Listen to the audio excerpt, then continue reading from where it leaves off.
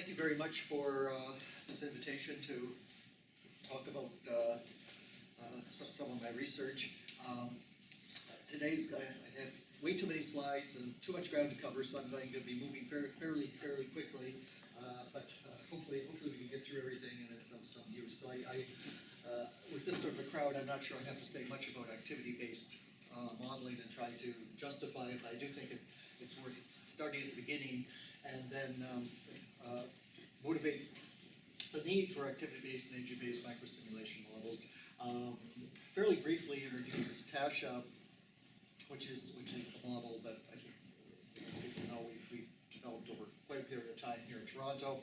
But the thrust of what I really want to talk about is that something that we're quite proud of is that this model has gone into operational practice in a number of locations, particularly here, but elsewhere, and I'll talk about that. And then I'm hoping I have some time to, no model's perfect, modeling is never done, and so, we're looking ahead to the next generation of activity-based models, TASHA, and particularly trying to extend into leaf-wall modeling.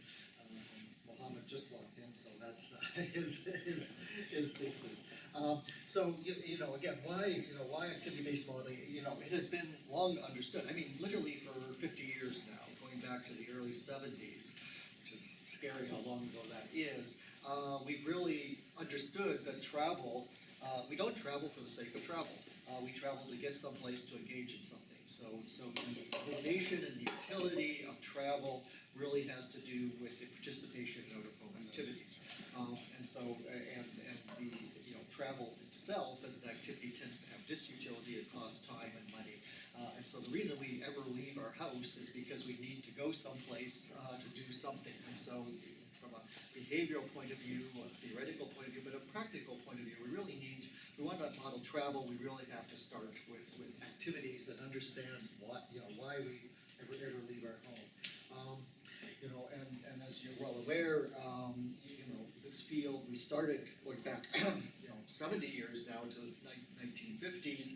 People started building computer-based models of travel demand. As soon as the IBM 360 computer was available, people started to use it to look at this very tough problem, but important problem, trying to predict how people will use the transportation system, and in particular, as we change the system, invest in it, how will that affect travel behavior, what are the benefits, costs, and so forth.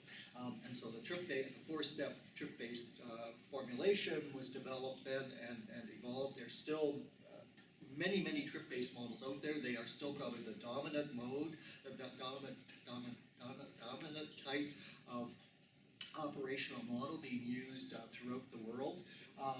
And they have served a purpose. We can sort of think of them as almost a zero order or first order approximation of an activity-based model, but they're not. And the reason, transportation planning agencies are very conservative by and large. They have limited resources, often limited technical skills. They have been very loath to, by and large, to convert over to activity-based models for a variety of reasons, but eventually they have to. They do it because they recognize finally that trip-based models just aren't addressing the issues that they need to deal with. They don't do greenhouse gas. They don't do equity. It's almost impossible to do road pricing and tolling. Off-peak travel is extremely difficult to do. And so all the issues that transportation planning agencies actually face day to day, these trip-based models are getting less and less able to address it. And so gradually we do see, for very pragmatic reasons, agencies trying to take on activity-based models. So what is an activity-based model? Again, it's a model that one way or the other is trying to look more holistically at what we do, and not just travel, but the activity. So we're looking at travel as literally as a derived demand, and hence again, what we're doing, where, when, and why determines what we're trying to, what the travel that comes out of it. So again, since I would say seriously since the 1990s, people have been trying to build so-called activity-based models, one sort or another. And we do see a number of these models in operational use in the US and in other locations here in Canada as well. But I think think it's extremely important. This is something I've been beating on the drum more and more. I think semantics matter. I think what we call things matter.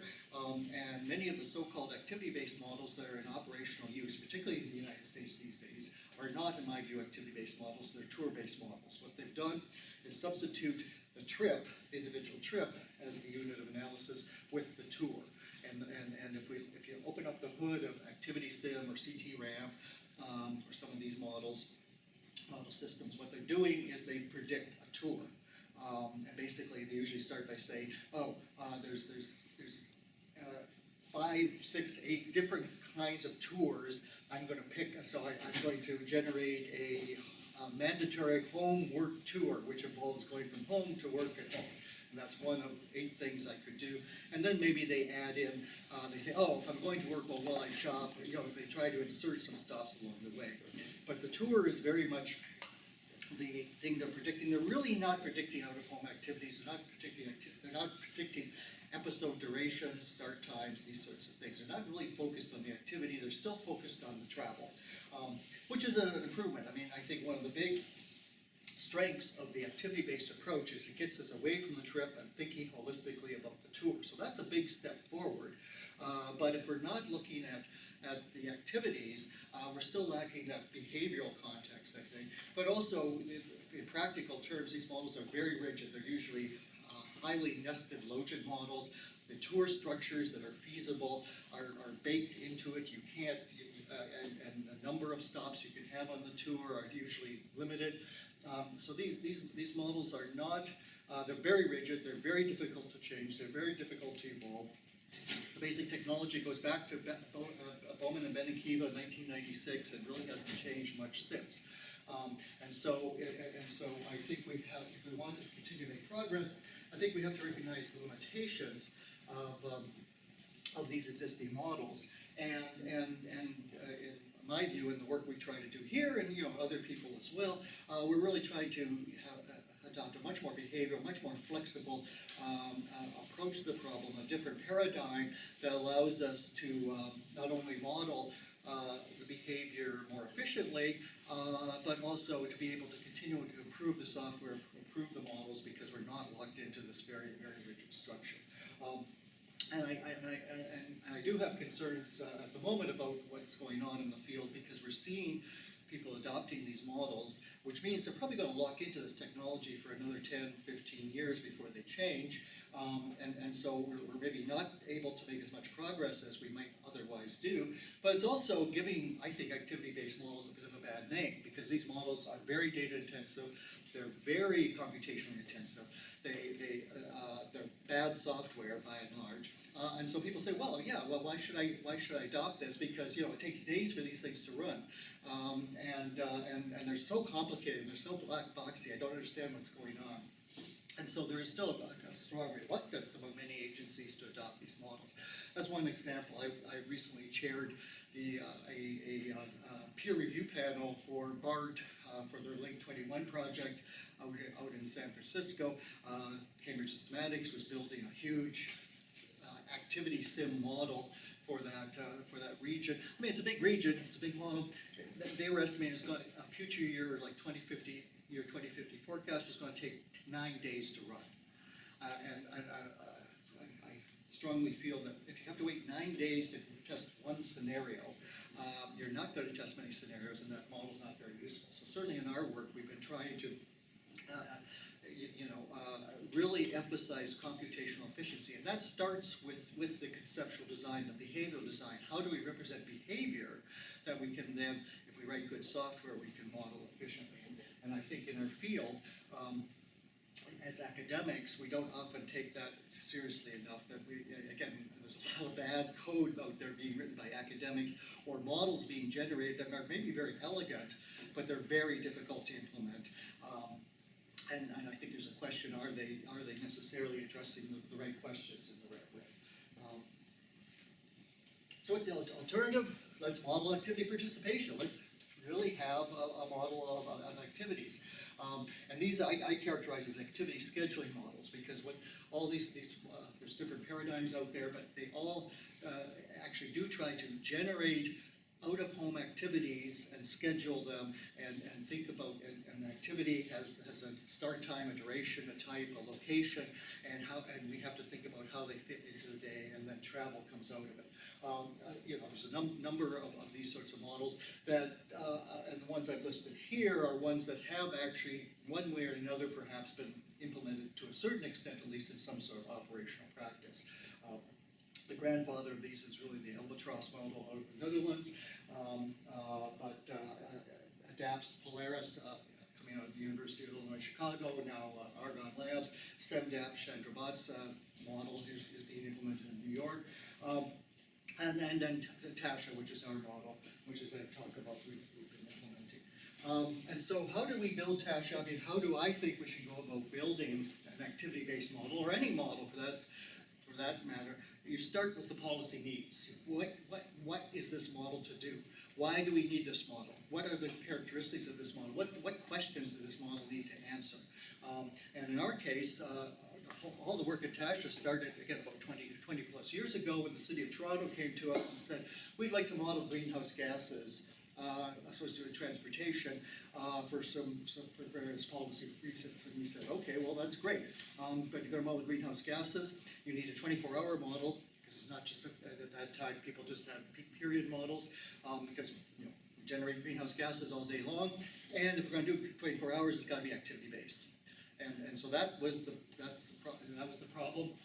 So we said, okay, how should we design an activity-based model? I'll get into this area and look. So again, then we started sitting down and thinking about it, and we wanted something that was behaviorally sound, that we could defend it theoretically. It would address the policy questions needed. It would be as parsimonious, it'd be only as complicated as needed. I'm a big fan of KISS, keep it simple, stupid. I think behavior is often very simple. What's complicated, or what complicates, is the context. Once you put a household in a situation, they have 2 cars, a kid has to get to daycare, they have a job here, this sort of thing. You get in that context, what we have found is their decision-making processes are actually very simple, and they're relatively rational.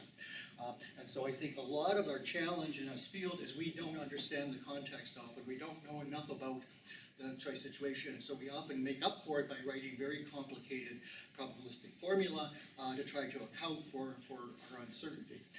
So I think as much as possible we should be building a framework within which we create a virtual world, that within which the agents, it is a virtual world, their context is well known, and hence we can model their decisions.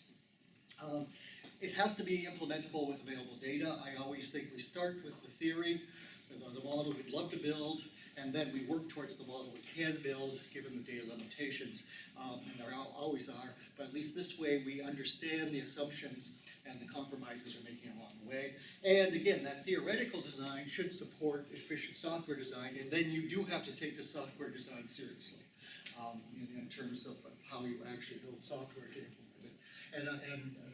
And we've always tried to think ahead.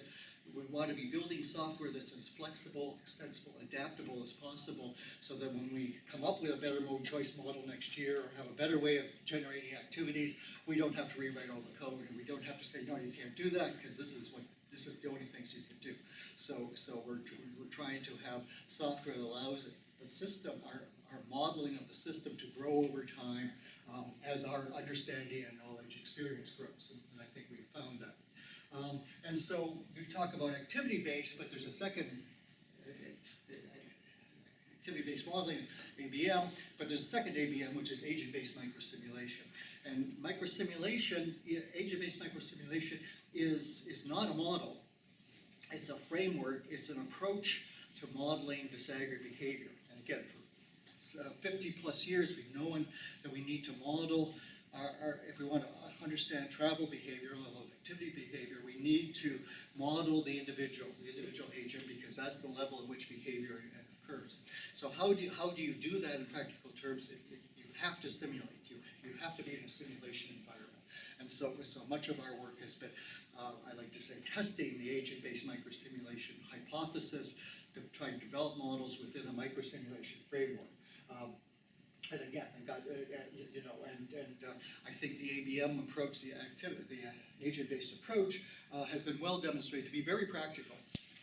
Excuse me, and it's the way we can implement behaviorally sound models. It's actually sounds more computationally inefficient than an aggregate model, but it's actually can be much more efficient, again, if you design it properly.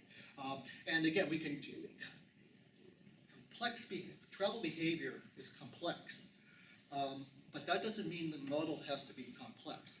I teach a course called Cities as Complex Systems, and I differentiate between complicatedness, lots of bells and whistles and things going on, which I think is generally structural, versus complexity, which has to do with behavior. So behavior is complex, but behavior can often come out of very simple processes, and that's what we're trying to find is that balance between things. And we want this model system and results and how we use it to be as transparent to both analysts and decision makers as possible. Now, at the end of the day, we still end up with a pretty big piece of software that is a bit black boxy to people who don't understand what's going on, but the basic concepts of what that model system is doing can be very straightforward.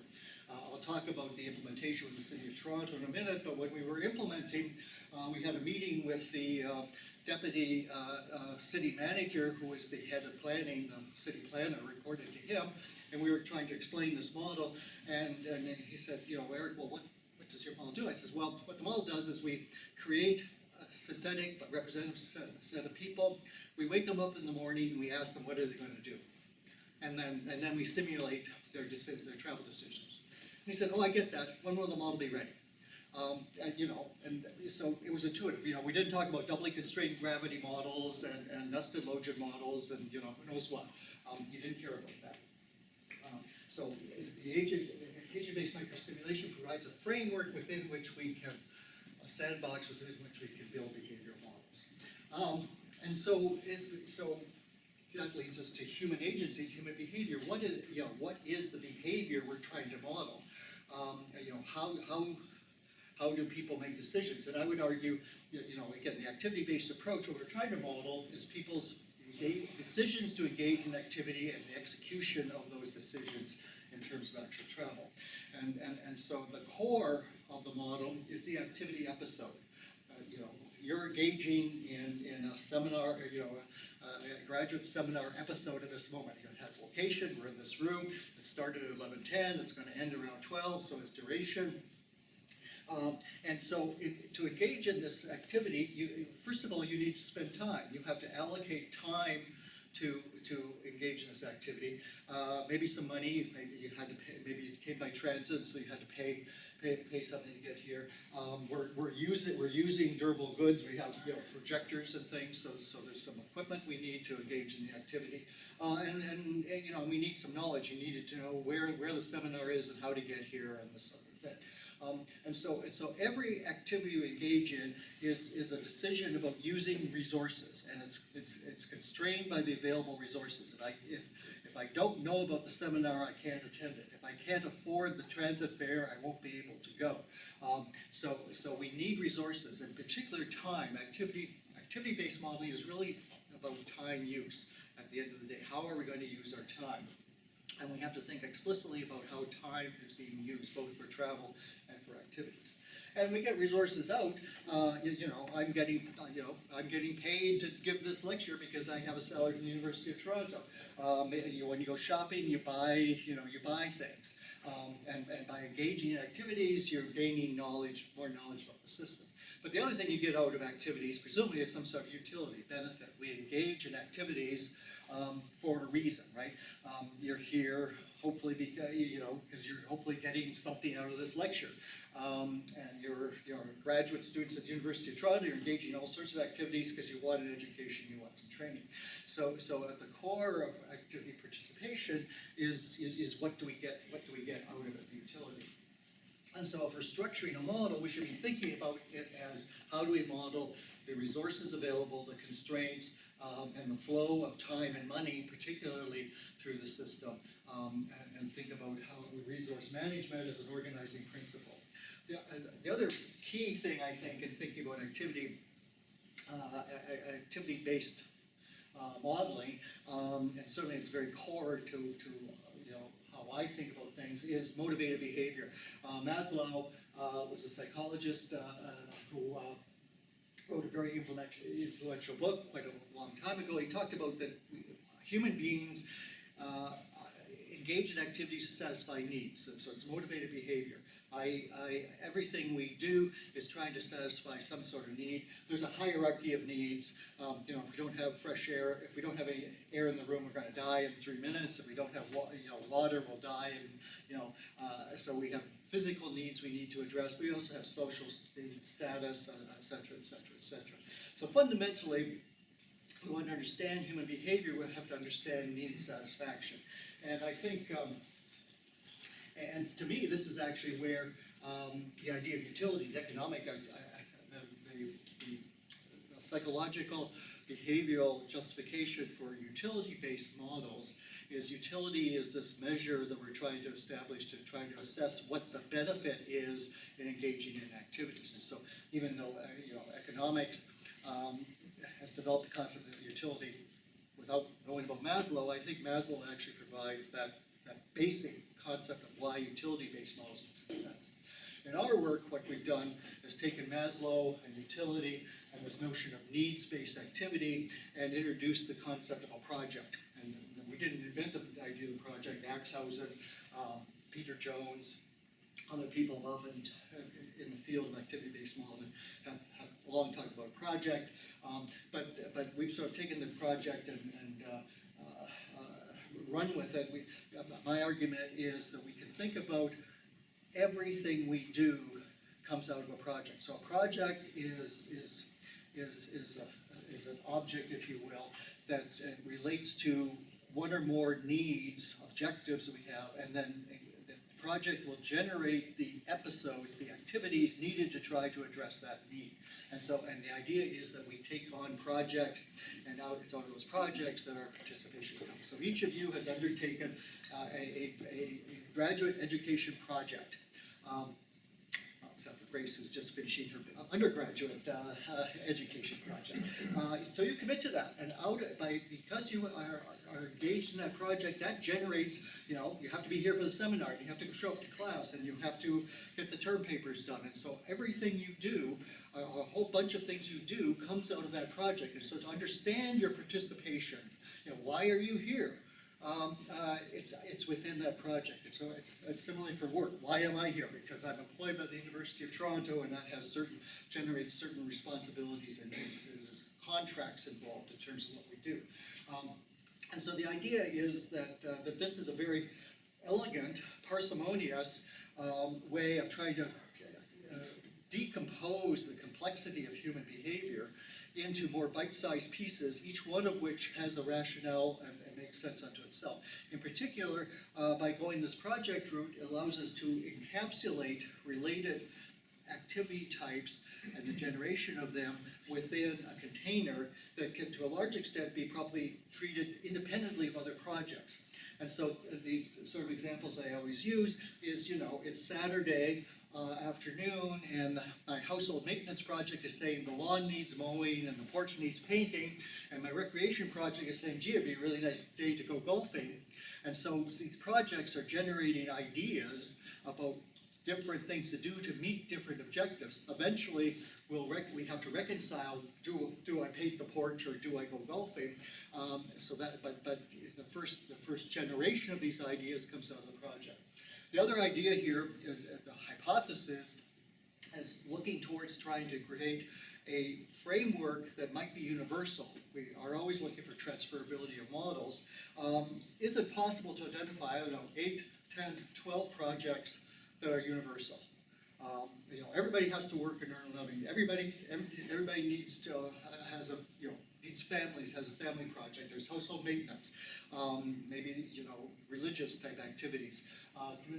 Can we identify a generic set of projects that then allow us to take this model from place to place? And the idea is what will vary is not so much the projects, but the modes, the technologies, the context within which we do.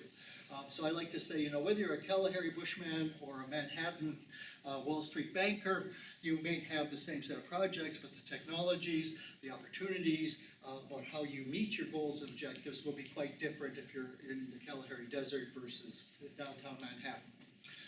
So that's the theory, and that's the framework within which we try to develop TASHA.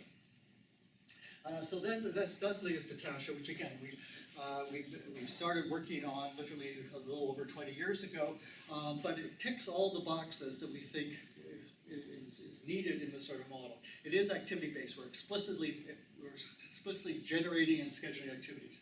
It is agent-based. We're generating individual persons within individual households, and we're modeling those decisions of individual agents. It's household-based. It's very important in travel demand modeling to recognize that we exist within households by and large. If you live alone, if that's just an edge case, a single-person household, but the interaction between household members is extremely important. Who gets the car? Who takes the kid to daycare? Who's going to do the shopping? So again, it's arguable that you cannot understand an individual's behavior outside of the context of the household. It is project-based. We've formulated the whole structure generated within projects. It's micro-simulation. We model a 24-hour weekday.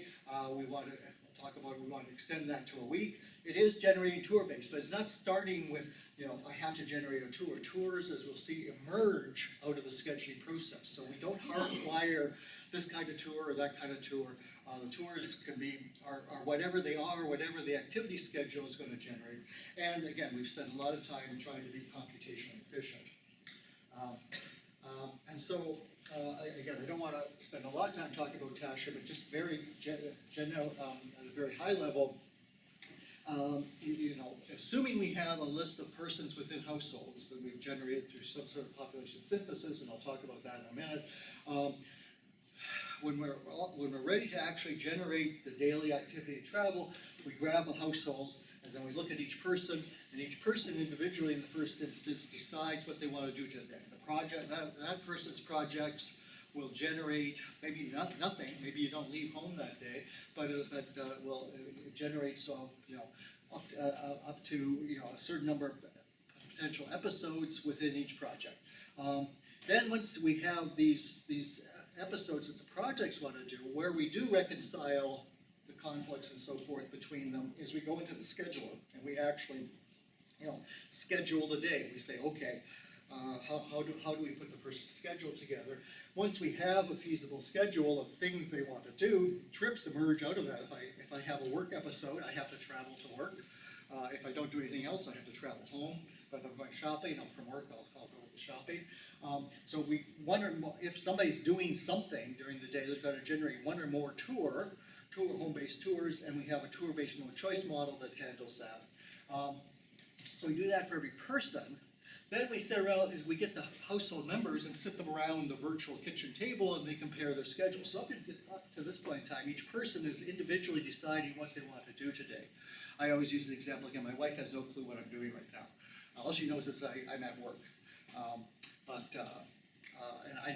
I don't know what she said. Maybe she's going to go shopping later today. We haven't talked about it, I don't know. But where we do have to coordinate is cars. We only have one car, we're both drivers. Maybe, instead of doing this, maybe I have a meeting out at the Pearson Airport with the GTHA folks about a project. The only way to get there is a car, so I will ask her, do you need the car today? If not, can I use the car? We negotiate the use of the car. So we make sure that the available cars are being used and not overused. And this can be contrasted to, again, very, very common activity-based, tour-based models where there is no check on whether one car is being used by more than one driver at one time. It's very possible, given the way the tours are being set up, that one car could be used within the model by two drivers. And of course, that's not good. And then once we have assigned cars, we then look for intra-household ride sharing. Okay, I get the car because I really need it, but then I'll drop you at the GO train station. Or I'll take the child to daycare.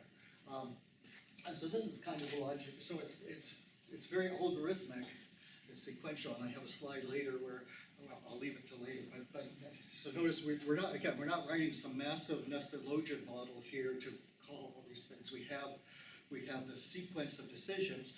which, you know, are assumptions about how to model it. We could do things otherwise, but this is how we do it. And so to illustrate this, and many of you, some of you have probably seen this many times, you know, so we have, in each project, we have probabilistic models. At the moment, they're very statistical, just empirical data.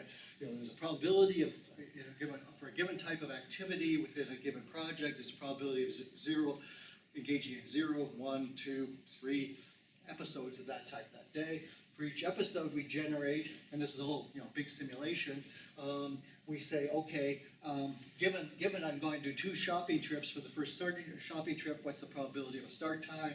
And then given that start time, what's the probability of its duration? So we end up, out of the projects, generating 0 to n activity episodes, each one of which has a desired start time and a desired duration. So in this case, this person does want to go to work, they want to do some shopping later in the afternoon, and they have something else they want to do. Maybe they have a doctor's appointment. And so the projects have generated these things, and then the scheduler then starts scheduling things. And so as we take episodes out of the project in some order of priority, and as we schedule, we generate trips. So the trips emerge. If I'm going to work, I have to have a trip to work and a trip from work. And we just gradually build up the schedule, some logical rules, and we can adjust start times and durations to try to make things fit. And so at the end of the day, we end up with a complete activity schedule of what these persons going to do. And again, the tour emerges out of this. In this case, this is quite complicated. This person's going to go to work, they're going to shop, they're going to go someplace else, and then they're going to shop again, and finally come home. And in TASHA, at the moment, home is the default. If you don't have someplace to be, you come home. So at the moment, we are not modeling in-home activities at all. Next stage, we can't really get away with that anymore. The next version, we will be modeling in-home versus out-of-home, particularly with respect to things like work and school. And again, an advantage of the project is the work project can be simultaneously looking at, well, do I need to be at the office today, or do I work at home? And so again, we can be very holistically looking at this in-home versus out-of-home type activity within the project. How do I best meet my needs by some combination of in-home and out-of-home activity? And then the tour-based mode choice. Once we have a tour, and again, here's an example where it's quite a complicated little tour. Somebody's going to go to work, they go for lunch, they go from lunch to a business meeting, from the meeting to come home back to work, and then eventually go home. We explicitly look at a particular car. The car is what we call a tour-based mode. The car leaves the driveway, it has to return home again. So we have logic built in so that once you start a journey with a car, you have to complete the tour with the car. The one exception, as it's shown in this case, we have a subchain. We have a work-based subchain. So again, you know, a fundamental decision is, am I going to drive to work or not? But then from that this work-based, you know, am I going to drive to lunch in the meeting, or am I going to do something else? And so again, if you commit the car to a chain, you have to complete it. But if you're not driving the car, there's no constraint. You know, I took transit. Actually, I usually walk to work. I took transit because it was raining. I didn't want to get wet. I took transit to the university this morning. I will probably walk home tonight. There's no constraint. Because I took transit on one part of the tour doesn't mean I have to take transit on another part. And again, that can be distinguished from a lot of other models where I'd have to use transit. You know, it's either a transit tour, but it's not. We use Probit. It's well known Probit. I don't think I have a slide on this. No.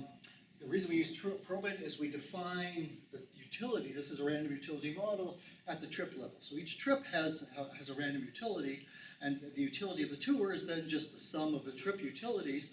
And the nice thing about Probit,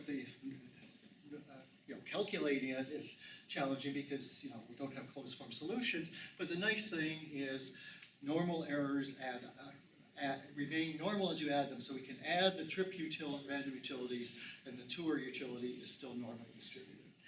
And so we actually have pretty efficient Probit model. We think it works very well. And notice that this can be as complicated or as simple a tour. The math doesn't change, the programming doesn't change at all. So if it's just a homework home tour, or it's very complicated like this, we can handle it, and and again, nothing's hardwired that, no, you can't do that because it's too complicated, it doesn't fit into the nested logic structure. Okay, and again, we can do car sharing and ride sharing within the household. So that's, you know, a brief Cook's tour. There's lots more to TASHA than that, but the thing I really want to talk about, and of course I spent how much time talking about everything else, is that since 2016, this model has been the operational model for the City of Toronto, and as we'll talk about, is for most other people. So the journey started in 2014. We were approached by the City of Toronto Planning Department saying we need an activity-based model for all the reasons I talked about earlier on. We know we have major policy analysis challenges. We're looking at major transit investments. We you know, all these things. We know our AM peak period transit trip-based model just doesn't cut it. So we need an activity-based model. And they said, could you build us something simple? And so we sat around in Sanford Fleming in 2009, trying to think what a simple activity-based model looked like. And after about an hour, we realized, no, we have it. It's TASHA. We're just going to implement TASHA. And so we started working on this. It took us a year. It took us a full year to take what had been a research project that, you know, we had some published papers, and turning it into something that was industrial strength, that, as I like to say to my staff, that we were confident that you could take the numbers coming out of this model and take it to the mayor, which they were literally doing. And that's a huge challenge. You know, it's a big engineering challenge, but we did it, and it went live in early 2016. It's been running ever since. It scares me. That's 8 years ago. You know, talking about the computational efficiency, in that first year, they were looking at a huge number of permutations of various subway implementations, different station spacing, different fares, different alignments, you know, different combinations, different population employment projections. And so for this model to be useful, they had to be able to run it quickly and run many things. I was told in 2016 alone, they did over 2,000 model runs. And I think that's probably a world record. I don't think any agency anywhere in the world runs a model as often as the City of Toronto does, because we designed it to run quickly. At that time, it took 3 or 4 hours to run. On the hottest machine we have available to us, it runs in 1 hour. We can simulate 10 million people, 24 hours, weekday, in an hour. And all of that is basically road and transit assignment. So the big chunk of what we had to do that year was TASHA. You know, the starting point was we have a list of people and households. We know how many cars they have. We know their driver's license. We know their attributes. We know where they work. We know where they go to school. And then, you know, let's simulate a day. Well, we have to generate all that stuff. How do we decide where people work? How do people, you know, how do we know where they go to school? So the actual activity model, activity travel model, has to be embedded in a much larger model system that's generating all the precursors that you need to know to model travel, and then we have to do all the road and transit assignments. And so TASHA was embedded in what we call a GT model version 4.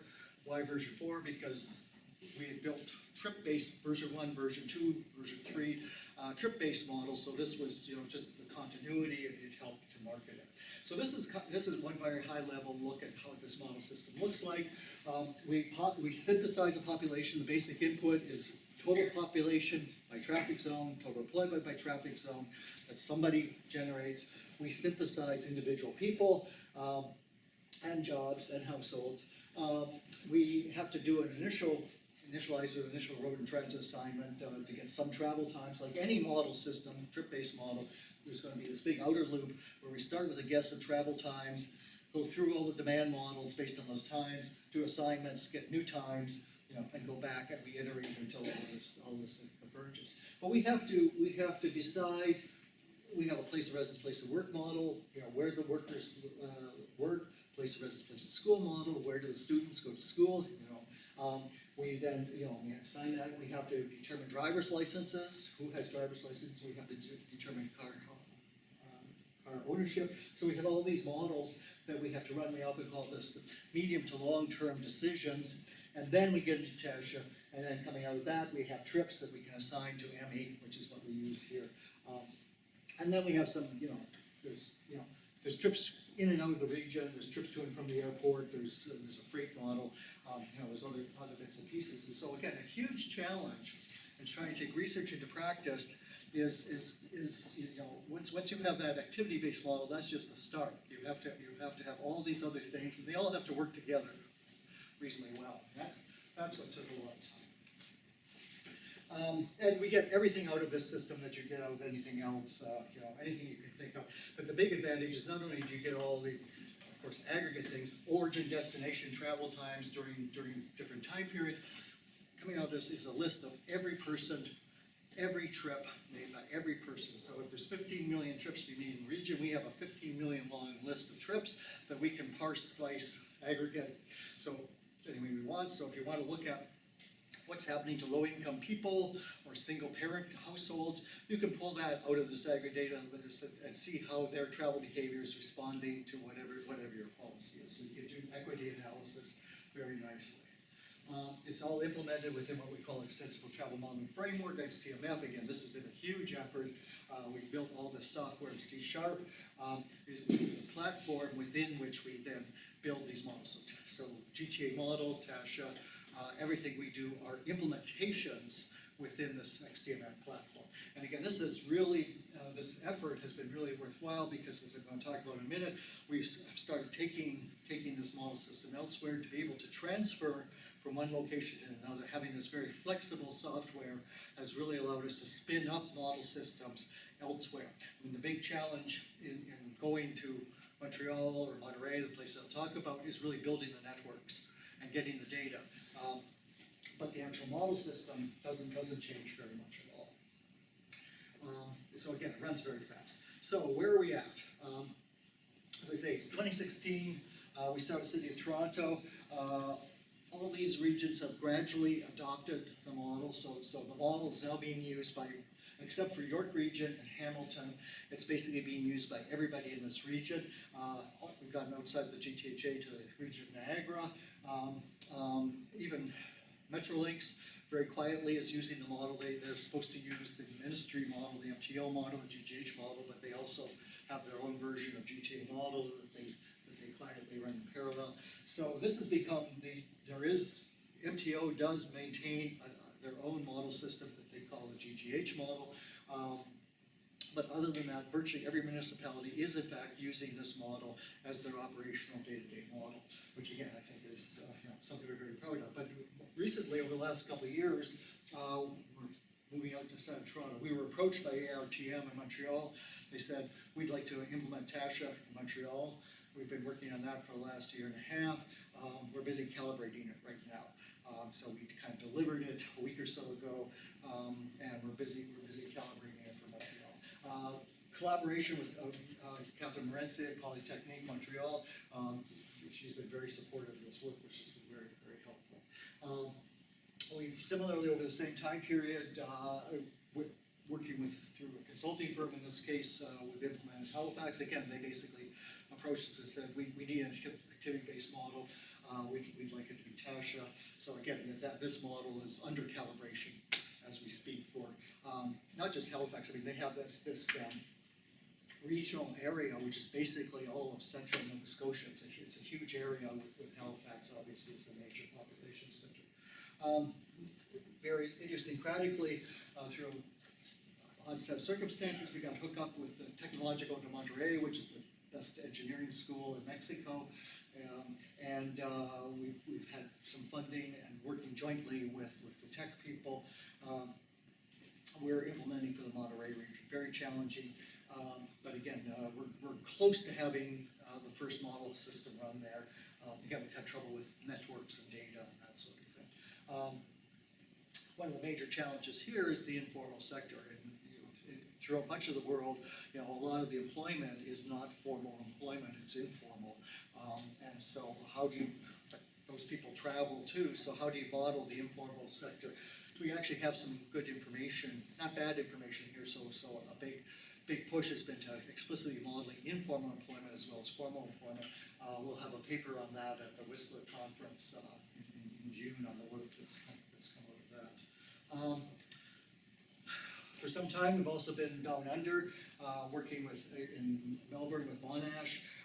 PhD thesis hooked TASHA up to MatSim. They had a MatSim network for Melbourne that had been developed independently. And so, again, this is more researchy. This is not, Transport Victoria is not using it, or Melbourne is not using it, but for research purposes and demonstrating the capability in Melbourne. Similarly, we've been working with Talha Rashidi's group at University of New South Wales in Sydney. The transfer there, very lightweight transfer, basically took Toronto parameters and ran them on Sydney. But the cool thing there is we built, this started just before COVID, and so we actually calibrated jointly a SIR model, a susceptible, infected, recover model of disease spread, COVID spread. We calibrated to first wave data in Sydney with TASHA. And the whole point of TASHA hooking this up is that most of those models, you've heard all about all these models, they have no space to them. They just say there's a population, and it's surprising how well they work. But in TASHA, we have people traveling around and being exposed, and we're not at the level of saying this person is on the same bus as this person at the same time, but we know people are in the same zones at the same time. So we're getting some indication of who's closer to others who might be spreading. But also I think a real power is they come home to the household. And then you have spread within the household. And so we calibrated this model, got a few papers out of it. I think it calibrated out really well.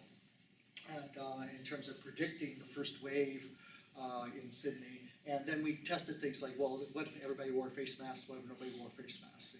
And what a really interesting one was, what if we, and I think it's this one here, what if they shut down earlier? Because just like here, they locked down at some point. What if they locked down a week earlier? How much less spread would be? But also, what if they waited? And this is, if they waited one more week, this is the prediction of the model of how many more cases there would have been than when they locked down. So, is it right? I don't know, but it's an interesting result. And we've been working elsewhere around the world. So I think between research and operations, we have now 19 implementations on 6 continents, nothing in Antarctica yet. So I think that's so it's becoming, we're building a bit of a community here of people who are using the model. And finally, because I'm not going to get to, obviously, to talk about next steps because I'm almost at the hour. Something, again, we're very proud of over the last year and a half, really starting in fall 2022, we've been working with the TTC and using GTHA model to look at the economic impact of investment or disinvestment in the system. Looking at very traditional things: travel time savings, GHG emissions, health impacts, equity impacts, and really quantifying the measures of quantifying the benefits of investing in transit. And we think this is extraordinarily important because you go down to City Hall and many of the councillors view transit as an expense, and they don't see the benefit of the investment in transit. And so we're really trying to bring this message across to people. And the results are quite striking. That in the analysis we've been looking at, the economic impact of transit is quantifiable and it's very large. Don't have a slide on this, but the bottom line, which has become a bit of a meme almost within City Hall, is every dollar spent on transit generates $7 in benefits. I mean, that's huge. Yeah, is it right? I mean, I don't know, but that's what the model is saying. And is it 7? Is it 6? The point is we're starting to show people that transit makes a difference. We are engaging in a huge push for TT Model 5, TASHA 2. All my students are involved in this, postdocs, but I have spent too much time talking about too many things, so maybe I'll just leave it there. But maybe the one thing I will say is that Siobhan's working on PTC, modeling Uber, getting that into the model. Bike share, be doing some work on the summertime on that. But week-long modeling is something that I really, week-long and in-home, we have to be getting into this. And we're starting to develop lots of reasons why modeling the week, I think, is very important. And there's all sorts of other issues that we have to be dealing with. Again, maybe in terms of decision rules, again, coming back to some of the things I said, I mean, one of my little slogans that I came up with about a year or so ago is life is algorithmic, it's not analytical. And I think, again, this is the foundation of the simulation and kind of rule-based approach to trying to model things. We can't write an equation that captures all of behavior because behavior is complex. And we are not global optimizers. We are we're boundedly rational, and we schedule our day, we live our lives incrementally. It's an ongoing event-driven process, and again, that's kind of underlying what TASHA is trying to do, and so I think this is our philosophy in terms of how we want to try to approach this, particularly trying to model holistically what's going on during the day or the week. And so just maybe the final slide is that we are taking the week-long implementation series. We had a PhD student a few years ago, Layla Diana, that built some interesting week-long models using data available at the time, illustrative of what we might do, not really within a TASHA framework, but we really want to, in going ahead, there's really going to be two versions. So, there's going to be the next operational version of GTHA model version 5 is still going to be a one-day model, probably, but we're very much pushing on the week.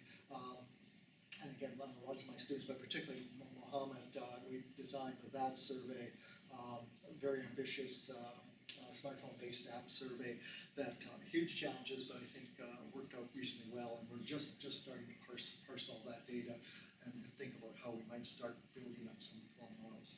So with that, let me stop there. We're actually a couple minutes past the hour, but I'm happy to